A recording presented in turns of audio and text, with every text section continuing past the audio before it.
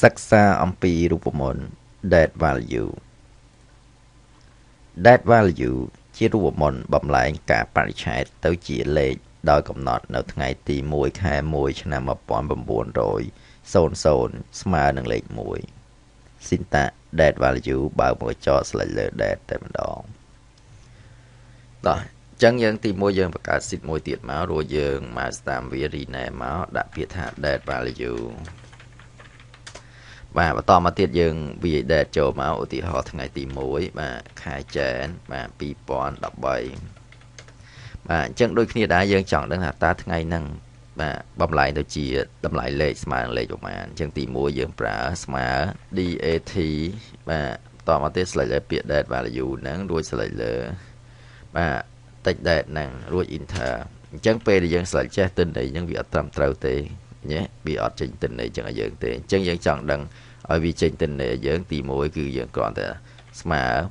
រួចយើងវាយពាក្យ date value ហើយបានយើងបើក double apostrophe ហើយយើងវាយចូលទីថ្ងៃទី1បាទចែន2013ហើយបិទ double apostrophe វិញ enter អញ្ចឹងគឺថ្ងៃទី1នេះស្មើនឹងបាទលេខបាទ41275ឬក៏យើងចង់ដឹងលឿនយ៉ាងហ្នឹងគឺយើងគ្រាន់คลิกលើ cell ហ្នឹងរួចយើងចូលពាក្យ number នេះបាទអញ្ចឹងបន្តមកទៀតយើងคลิกត្រង់កន្លែងបាទ general pub នេះលេខហ្នឹងគឺវាបំលែងមកលេខនឹងលឿនតែម្ដងតោះអញ្ចឹងយើងចង់ដឹងថ្ងៃទី1ហ្នឹងបាទលេខឆ្នាំណាប្រកាសអញ្ចឹងទី1យើងវាយលេខ1បាទហើយលេខ1ទៀតហើយបាទ1900តោះអញ្ចឹងទី1យើងវាស្មើ date value តមកទៀតបើក double apostrophe វាយលេខ1បាទដកចែនដក1900បិទ double apostrophe enter អញ្ចឹងគឺឃើញលេខ1ហើយ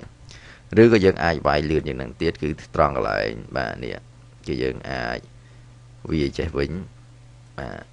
1/1បាទហើយបាន1900រួច enter មកអញ្ចឹងគឺចេញលេខ1ដូចគ្នាដល់អញ្ចឹងយើងវាទិន្នន័យនេះតទៀតមកគឺ name date start date finish ហើយនឹង qty day ហើយ Mr A Mr B មករួចយើងវាថ្ងៃខែនឹងចូល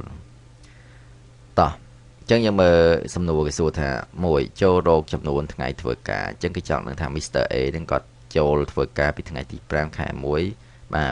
2013ហើយគាត់ឈប់បាទនៅថ្ងៃទី8ខែ1 2013អញ្ចឹងគាត់ធ្វើបានប្រហែលថ្ងៃ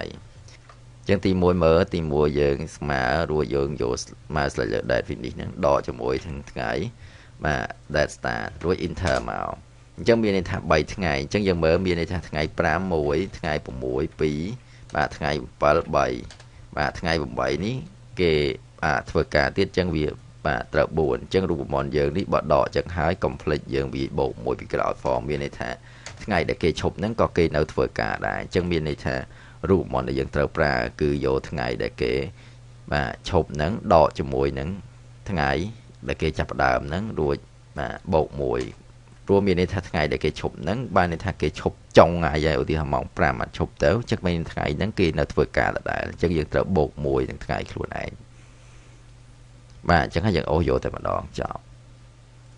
តោះចឹងយើងមើលថ្ងៃទី26ខែចែន2013រហូតដល់ថ្ងៃទី3ខែ2 2013អញ្ចឹងនាំឲ្យគេធ្វើការ9ថ្ងៃអញ្ចឹងយើងមើលក្នុងនឹងមកដោយសារខែចែនហ្នឹងដាច់បាទខែរហូតទៅដល់បាទ